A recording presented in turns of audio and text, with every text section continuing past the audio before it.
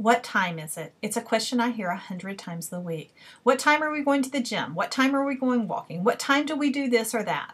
With 5 children in the house, 3 still at home, it is amazing how many times a week I'm asked, what time is it? Lately, I've been really focusing on what time is it?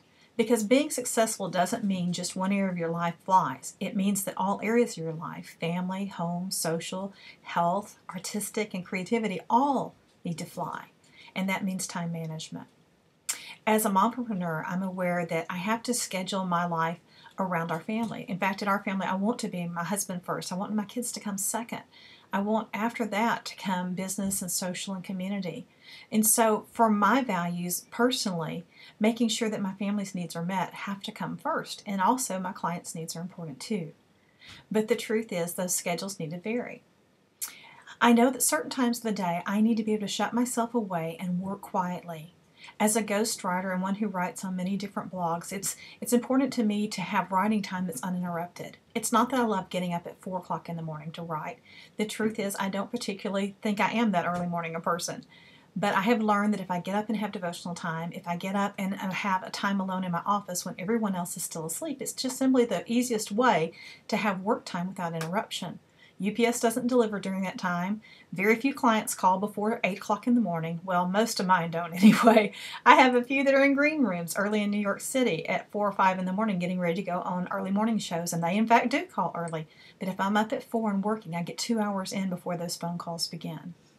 I also know that my children think it's very important that I'm with them when they wake up. In fact, I like to wake them up. Even our 18-year-old, I encourage and enjoy getting up in the morning and making sure that I wake them up with kind words and a soft start as they get ready to go to college or high school. Just those few minutes out of the schedule and time to sit down for breakfast with them as they prepare to leave makes a big difference in how their day is framed. Likewise, I know as a homeschooling mom of a 15-year-old that she learns better later in the morning and early afternoon. And so I try to get my client calls done before 10, and from 10 to 1 is really her focus time. And those 3 hours we're working side by side on her education and her work and her things because that's when she learns best. It doesn't make sense to do things when it's not working for you.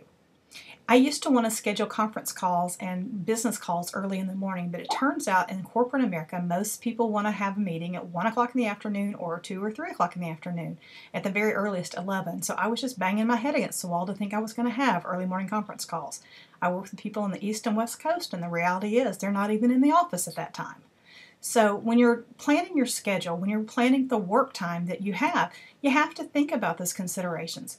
Maybe you're a craft fair person, and maybe you need to make X amount of items for your craft fairs, every month in order to have them to sell it, the once a month you sell them or the twice a month or every weekend.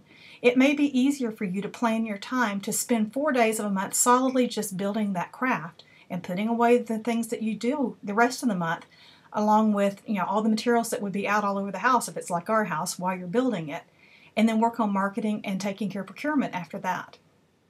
Sometimes it just doesn't make sense to do things in incremental pieces. For me personally, SEO work is that way. I need to go to a certain day a month and a certain day a week that I look at everybody's SEO, and I measure and look at what our market goals are and look and see how our keywords are working and who is getting responses of where they're writing and what's happening as far as our analytics go.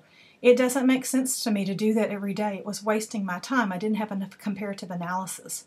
And likewise, it doesn't make sense for me to bake 1 loaf of bread when I have 5 kids in the house. It's just better for me to plan to do 5 or 6 loaves at a time, or at least use the bread machine to start the dough for me and get several things made at once so that I'm not doing it every single day. Some things in your life are that way. Maybe you figured out that your pet peeve is going to church in a dirty car. And so maybe you need to understand that on Wednesdays or on Sunday mornings, you need to take 10 minutes out to clean the car. Figure out what times work for you. And sometimes figure out what you're doing over and over and over again because you didn't take time to do it right the first time. And it may be that you need to stop and realign what that is. And that's a clue to how to make your life easier. For me personally, it was hose. Every time I travel, because I travel about 3 or 4 days a month to New York City or California or somewhere else, and it seemed like every time I got ready to travel, I was having to make a last-minute run on the way to the airport to pick up pantyhose of all things. And so bottom line, buying them 1 or 2 pair at a time just wasn't working for me, and it was adding so much stress to my life.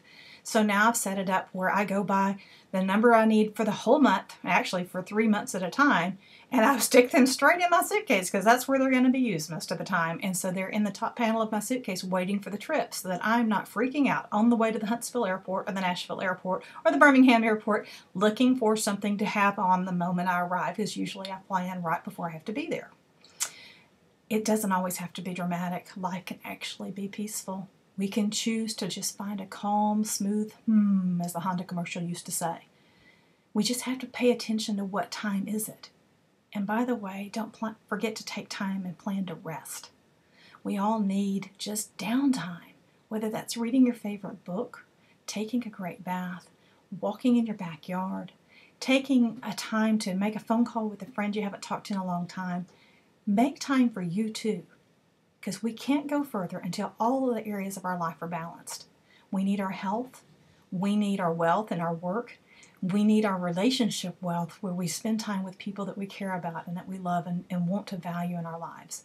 We need to take time to take care of our bodies in a way that is healthy, so we're eating and planning for food that takes care of us, as well as exercise that helps us last longer.